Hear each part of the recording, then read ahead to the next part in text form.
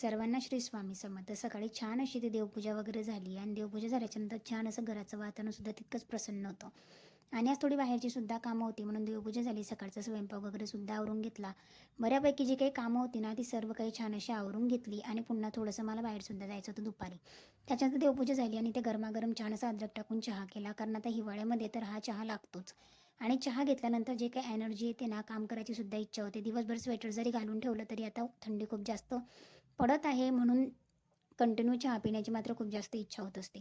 इथे छान असा दोघांचा चहा वगैरे टाकला, अद्रक विलायची टाकून दुपारच्या वेळेस चहा घेतला आणि संध्याकाळी थोडं बाहेर गेली होती, कारण मला ज्या काही नवीन साड्या होत्या मी तुम्हाला दाखवलेल्या दिवाळीमध्ये त्याचे ब्लाऊज वगैरे टिच करायला टाकायचे होते.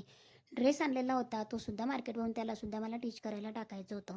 सो ते घेऊन गेलेले होते एका ताईंकडे. ते सुद्धा 1-2 दिवसामध्ये आता पार्सल मिळणारच आहे. तिकडनं आली आणि आवडीनं भूक लागलेली होती म्हणून आवडीने इथे छान असे स्वतःसाठी नूडल्स बनवले होते आणि आवनच्या हाताची चव आणि नूडल्स वा वा वा, इतके भारी लागत होते ना, अगदी टेस्टी असे नूडल्स बनवले. नंतर आम्ही दोघांनी छान असे गरमागरम नूडल्स एन्जॉय करून घेतले आणि छान बनवले होते, अगदी टेस्टी टेस्टी. तर असा होता माझा आजचा दिवस. तुमचा दिवस कसा गेला नक्की कॉमेंट सेक्शनमध्ये सांगा.